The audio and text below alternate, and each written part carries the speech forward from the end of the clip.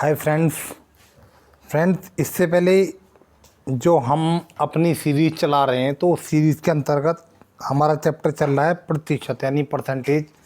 उसका मैंने आपको 5th पार्ट अभी कुछ समय पहले ही प्रोवाइड कराया था और मैं 6th पार्ट के अंतर्गत इस चैप्टर का जो न्यू टाइप बनने वाला है उसको करने वाले हैं अब हम। ठीक है, ये प्रतिशत का हमारा टाइप नंबर 6 है और इसमें जो हम क्वेश्चंस करेंगे वो हमारे होंगे परीक्षा में फेल पास पर आधारित प्रश्न। मतलब कि ऐसी समस्याएं जो स्टूडेंट्स की किसी एग्जामिनेशन में फेल या पास होने के ऊपर डिपेंड करती हैं, उनसे संबंधित होती हैं, उनसे संबंधित बनती हैं भी। ठीक है नहीं, तो इसी के अंतर्गत हम पहला क्वेश्चन लेते हैं।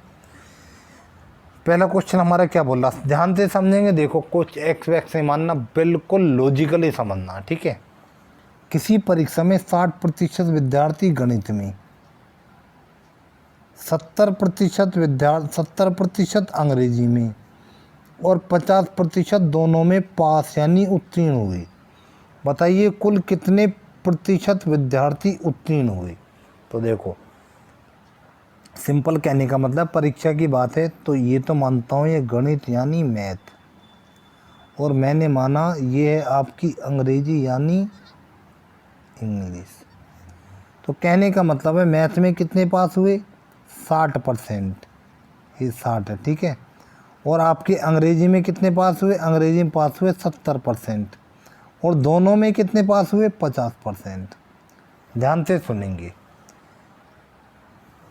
किसी कक्षा में बच्चे बैठे हुए थे, मैं उन बच्चों से बोलता हूँ कि जो बच्चे मैथ में पास हुए हैं कृपया अपना हाथ उठाएं। तो 60% बच्चों ने हाथ उठा दिया, जी हम पास हुए। ठीक है, मैं बोला अब वे बच्चे हाथ उठाएं जो इंग्लिश में पास हुए। तो 70% लोगों ने हाथ उठा दिया, जी हम पास हुए।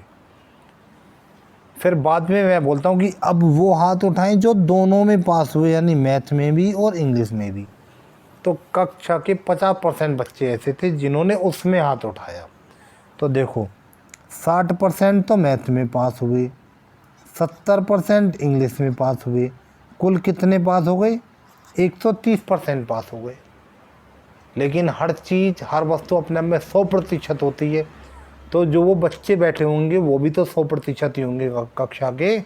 तो ये 130 कैसे हो गए, ये 130 ऐसे हो गए क्योंकि जब मैंने बोला ना कि इंग्लिश वाले हाथ उठाओ और मैथ वाले हाथ उठाओ, तो ये 50% बच्चे ऐसे थे जो दोनों में पास हुए थे।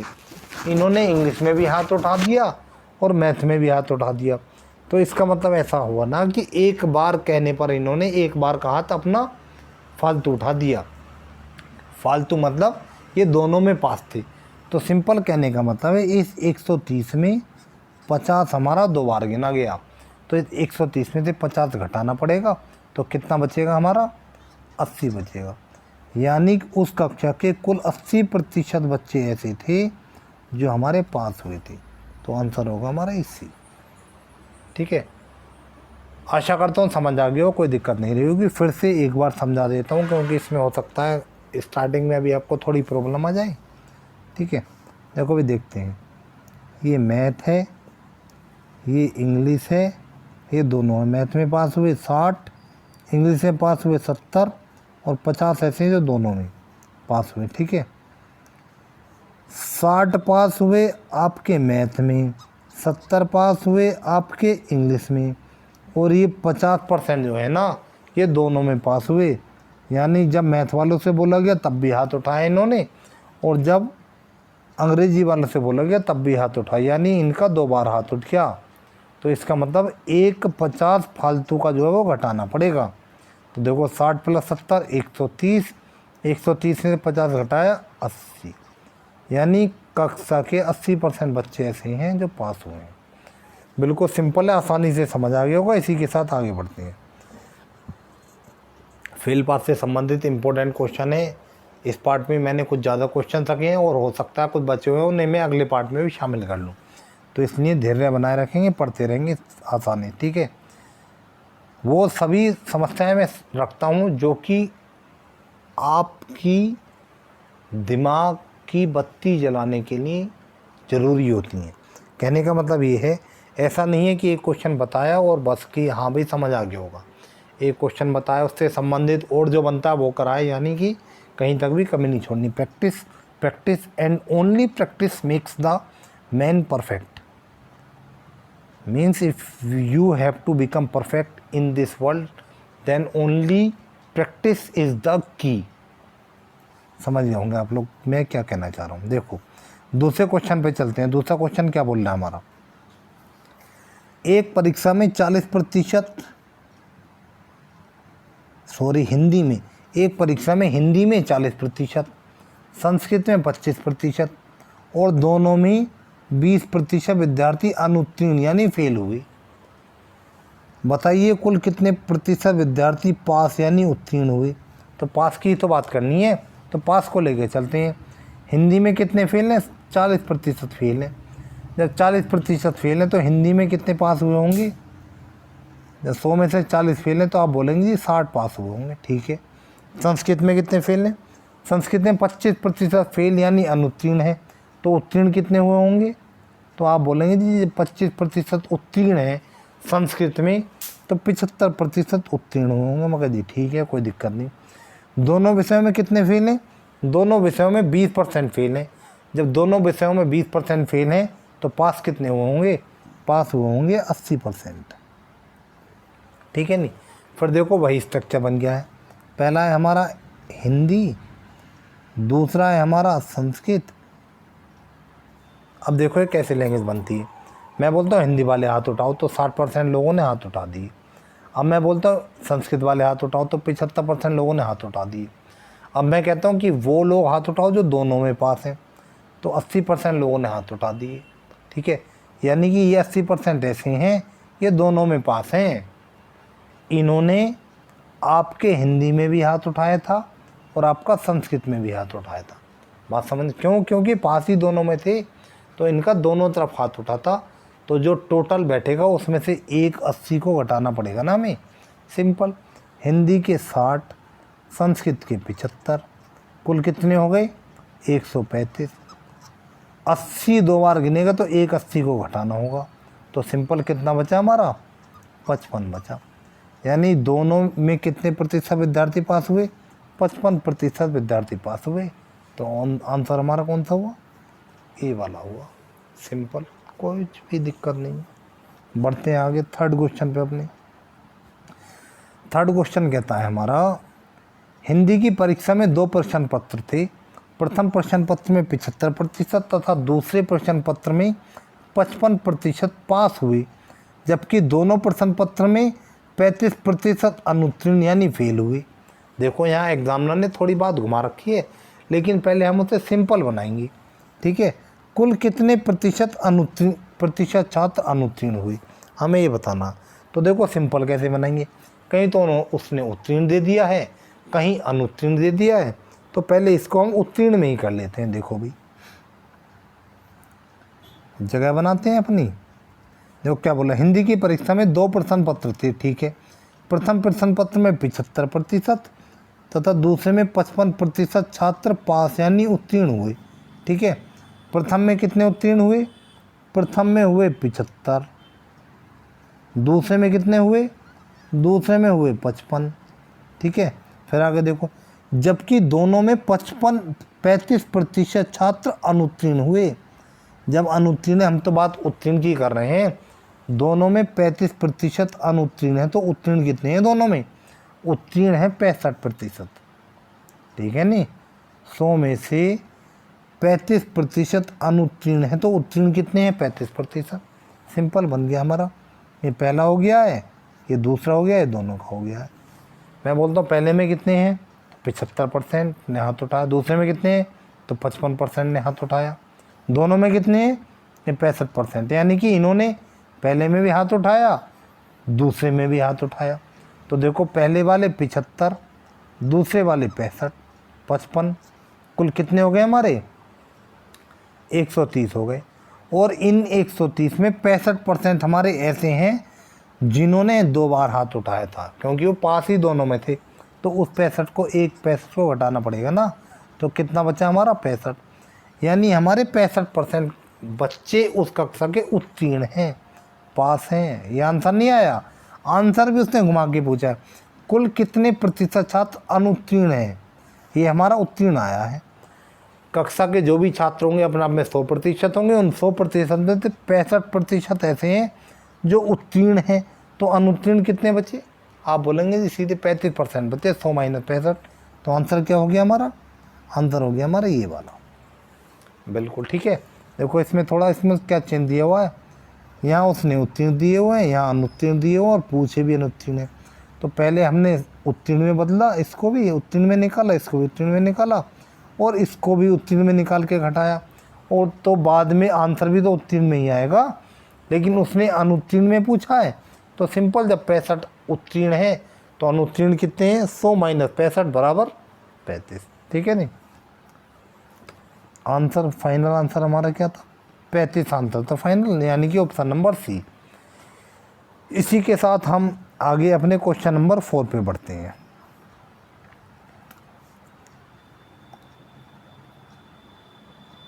देखो भी क्या बोल रहा है क्वेश्चन, किसी परीक्षा में गणित में 60%, ठीक है जी, विज्ञान में 65% लड़के उत्तीर्ण है ये उत्तीर्ण हुए, जबकि दोनों विषयों में 30% लड़के अनुत्तीर्ण हुए, ठीक है। यहाँ उत्तीर्ण दे दिए, यहाँ अनुत्तीर्ण दे दिए, तो दोनों को ध्यान में लेकर उत्तीर्ण लेके ही चलेंगे।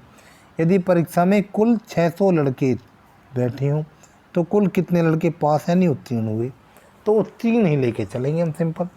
देखो भाई अपना स्पेस जगह बनाते हैं अपनी, देखते हैं। किसी परीक्षा में गणित में 60%, गणित में कितने 60%, विज्ञान में कितने 65%, ये हमारा मैथ है, ये हमारा विज्ञान है। मैथ में 60% और हमारे विज्ञान में 65%, ठीक है, उत्तीर्ण पास, जबकि दोनों में 30% अनुत्तीर्ण हैं। जब दोनों में 30% अनुत्तीर्ण हैं तो दोनों में उत्तीर्ण कितने हैं, तो आप बोलेंगे दोनों में 70% उत्तीर्ण है। बात होगी। अब इस बात को मैं कह सकता हूँ कि किसी परीक्षा में 60% लड़के तो आपके गणित में उत्तीर्ण हुए, 65% लड़के आपके विज्ञान में उत्तीर्ण हुए और 70% लड़के दोनों में उत्तीर्ण हुए। 70% क्यों हुए, क्योंकि यहाँ 30% अनुत्तीर्ण दे रखे हैं। जब दोनों में 30% अनुत्तीर्ण है तो दोनों में उत्तीर्ण कितने हैं, 70%।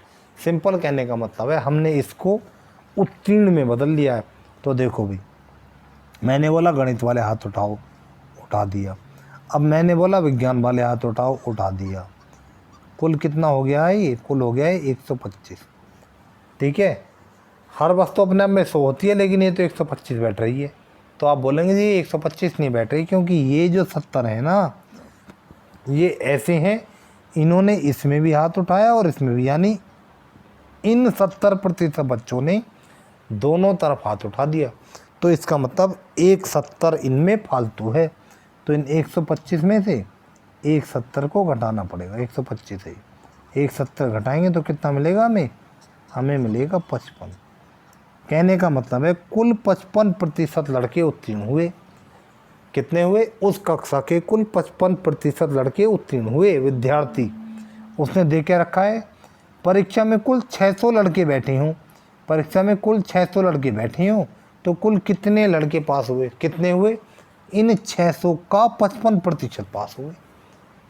भाई उस परीक्षा में कितने बैठे थे, 600 लड़के बैठे थे और पास कितने हुए 55%, यानी इन 600 का यानी गुणा 55%, परसेंट हटेगा तो 100 आएगा नीचे। 2 0 2 0, 6 पंजे 30 हासिल 3, 6 पंजे 30 और 3 33, यानी कितने पास हो गए, 330 पास हो गए। सिंपल, कुछ भी नहीं। सिंपल कहने का मतलब है एग्जामिनर आपको कंफ्यूज करने के लिए कहीं उत्तीर्ण कहीं अनुत्तीर्ण दे देता है, तो इस बात को ध्यान रखेंगे, सबको उत्तीर्ण में ही बदल लेते हैं। कैसे, जैसे देखो यहाँ 30% दोनों विषयों में अनुत्तीर्ण दे दिए 30%।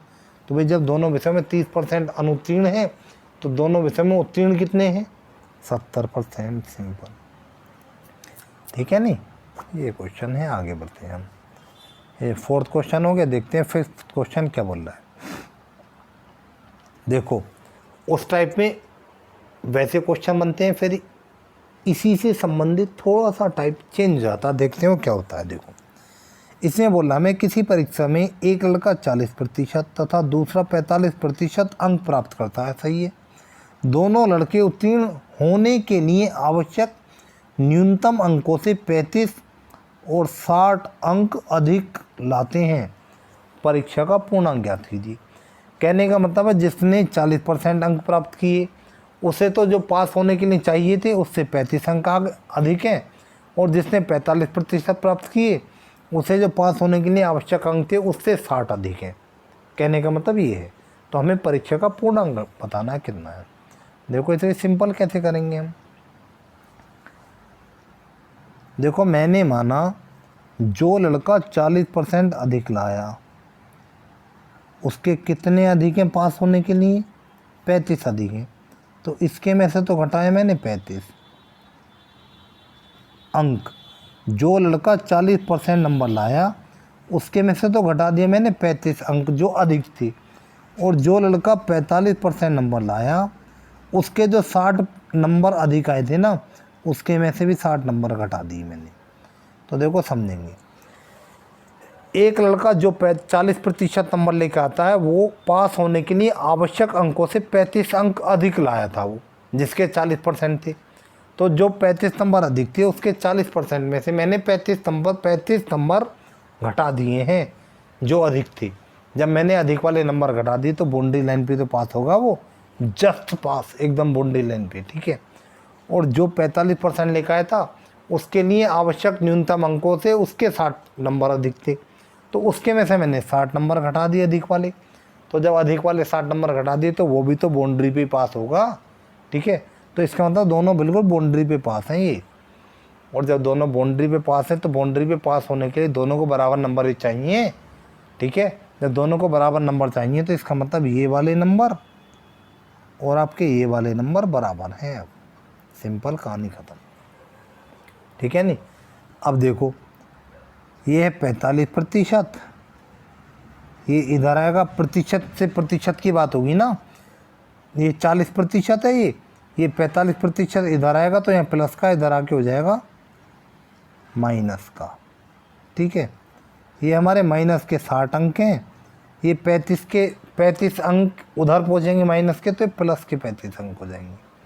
सिंपल कहने का मतलब प्रतिशत से प्रतिशत की तुलना की जाएगी और अंकों से अंकों की तुलना की जाएगी। तो देखो यहाँ कितना बचा हमारा, यहाँ बचा हमारा माइनस का 5%, बराबर यहाँ कितना बचा हमारा, यहाँ बचेगा हमारा माइनस का 25, माइनस से कट गया माइनस, यहाँ से हमें मिला 5%, 25 अंकों के बराबर है। जब 5% 25 अंकों के बराबर है तो 1% 25/5 अंकों के बराबर है। हमें क्या निकालना, पूर्णांक। पूर्णांक जो भी रहा होगा अपने आप में तो 100% होगा ना, 1% का मान इतना है तो 100% का निकालने के लिए गुणा कर दूंगा 100 से। तो देखो ये 5 पंजे 25, 5 × 100 कितना हुआ 500।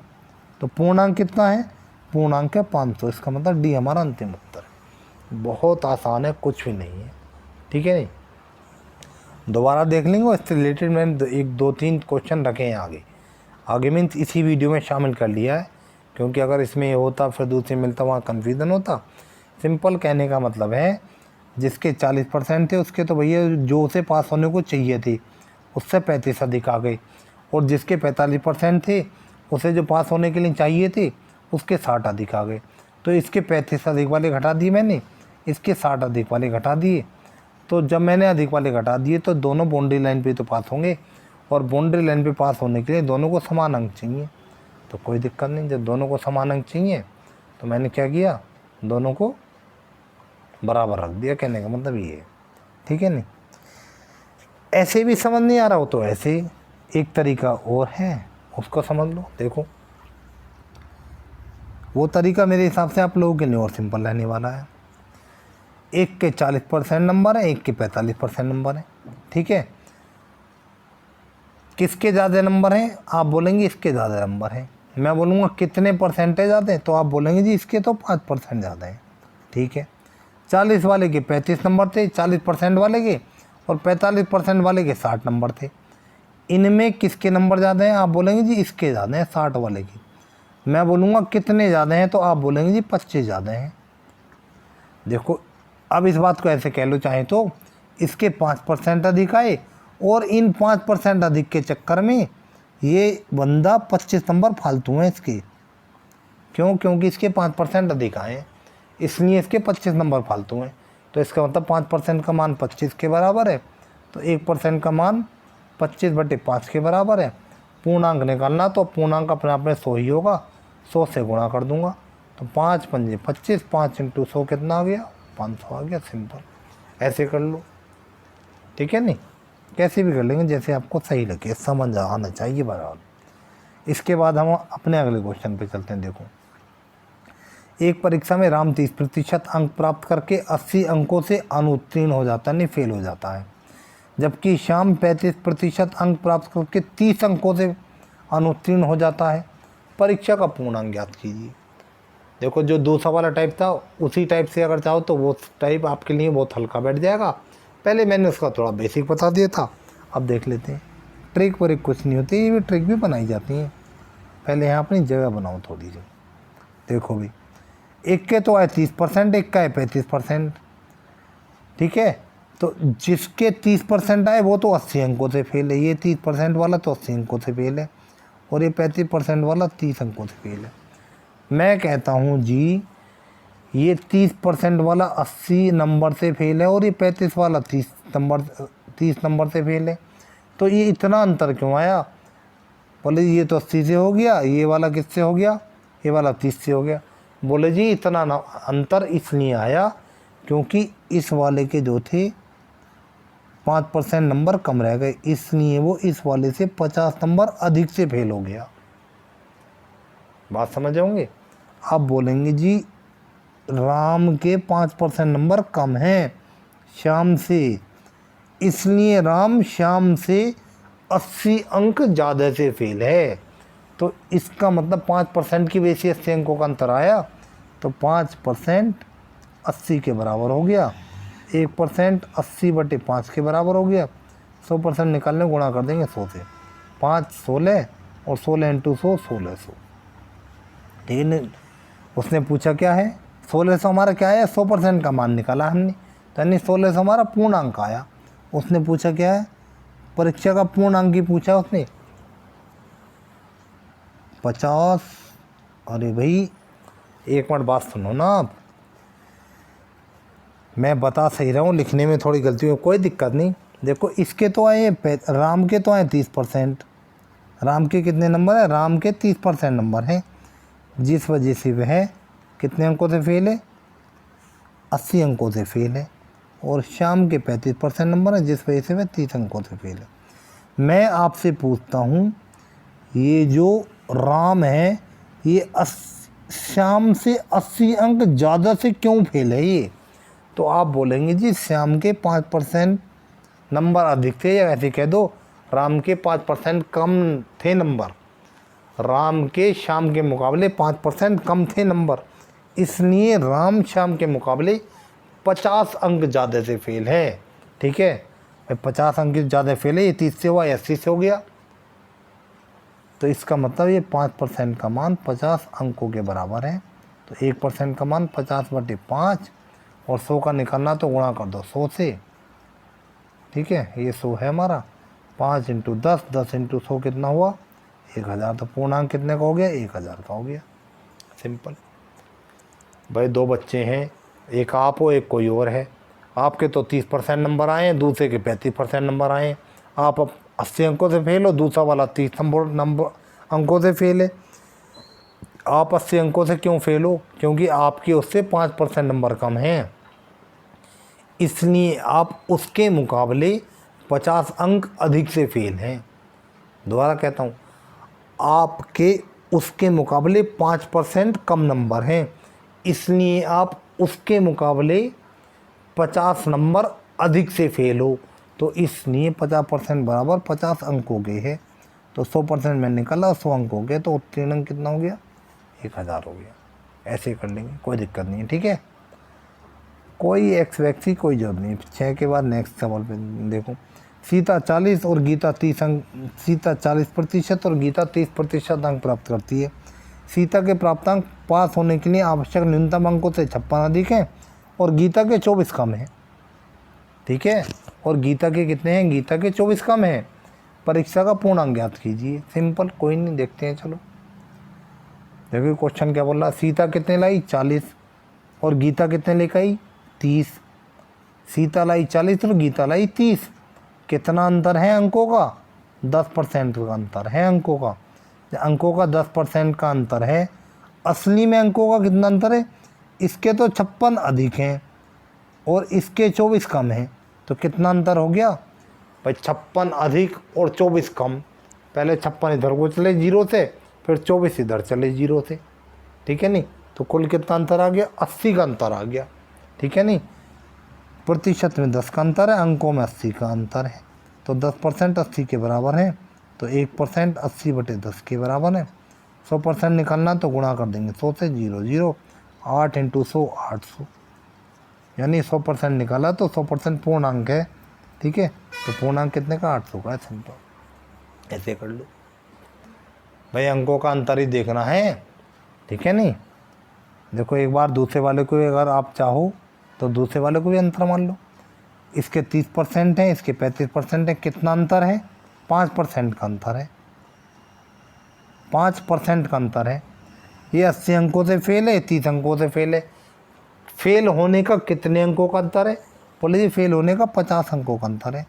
तो 5% बराबर 50, 1% बराबर 50/5 और 100% बराबर गुणा 100 से कर देंगे, आंसर ही आ जाएगा। बहुत सिंपल है, बहुत से तरीके हैं, जो भी तरीका अच्छा लगे नहीं उस तरीके से आप कर सकते हैं, कोई दिक्कत नहीं। इसका आंसर 800 आ गया। एक क्वेश्चन और देखते हैं इसमें। हाँ, ये लास्ट क्वेश्चन हमारा हो जाएगा। देखो क्या बोल। किसी परीक्षा में मोहन 35% अंक लाता जो आवश्यक न्यूनतम अंकों से 30 अधिक रहते हैं, जबकि सोहन 25% अंक लाता है तो उसके प्राप्तांक आवश्यक न्यूनतम अंकों से 30 कम है। ठीक है, मोहन के प्राप्तांक ज्ञात कीजिए। मोहन के प्राप्तांक ज्ञात कीजिए। सिंपल, पहले पूर्णांक निकालेंगे, उसमें से मोहन का प्राप्तांक निकालेंगे। देखो भाई करते हैं, देखते हैं क्या बोल रहा है।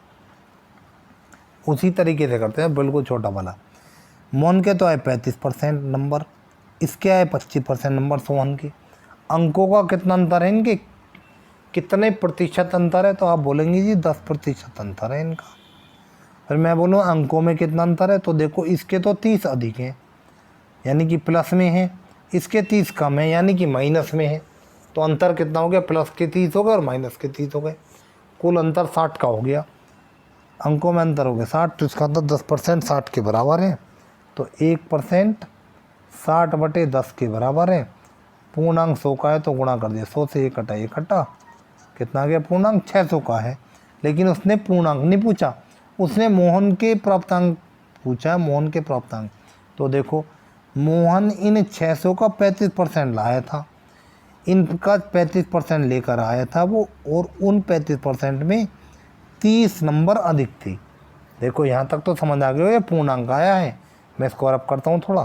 देखो जो इन 600 के पूर्णांक में मोहन 35% अंक लेकर आया था, तो देखो भी पहले 600 का 35% निकाल हटेगा तो नीचे 100 आएगा, ये निकाल लो।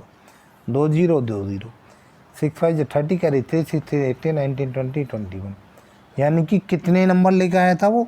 210 नंबर लेकर आया था। और जो उसे पास होने के लिए चाहिए थे वो 30 अधिक थे, यानी इस 210 में 30 अधिक हैं, तो 30 घटा दो, तो यानी पास होने के लिए उसे 180 नंबर चाहिए थे। ये हो गया उत्तर हमारा। बहुत सिंपल है, कोई दिक्कत नहीं है। वीडियो को 2 बार देखो, 3 बार देखो, फिर भी समझ नहीं आए तो कमेंट बॉक्स नीचे है, किसी ने देखा नहीं हो तो नीचे भी जाके देख लेंगे कि कमेंट बॉक्स कहाँ रहता है। ठीक है, वहाँ पे अपनी कमेंट छोड़ देंगे, कोई दिक्कत नहीं होने वाली है। जल्दी तुरंत, मैंने इतना टाइम आपको समझाया, आप थोड़ा टाइम मुझे दो। लाइक सब्सक्राइब एंड शेयर कर लो इस चैनल को प्लीज़, बहुत जल्दी थी फटाक। और सभी ग्रुप्स में इसको शेयर कर दो। परसेंटेज चैप्टर चल रहा है, इसके मैं आपको अभी तक 6 पार्ट्स दे चुका हूँ। अभी तक मुझे लगता है इसके अभी 2-3 पार्ट्स और बन सकते हैं। जितनी भी संभावित समस्याएं हैं आगामी परीक्षाओं के लिए, उसमें जो भी आपके प्रश्न होने वाले हैं ना, जो भी क्वेश्चंस आने वाले हैं, सभी करा दिए जाएंगे, सभी को परफेक्ट करा दिया जाएगा। और जो बेसिक मैं अभी करा रहा हूँ ना, आप एक बार बेसिक समझ लेंगे तो इसके बाद मैं ऑनलाइन आया करूँगा, तो वहाँ पे इतनी प्रैक्टिस दिया करूँगा कि आप थक जाया करेंगे। ठीक है नहीं? तो इसलिए प्लीज़ इनको पक्का करते चलो, कंठस्थ। विश्वास करो, पढ़ते रहो, खुश रहो। Okay, bye.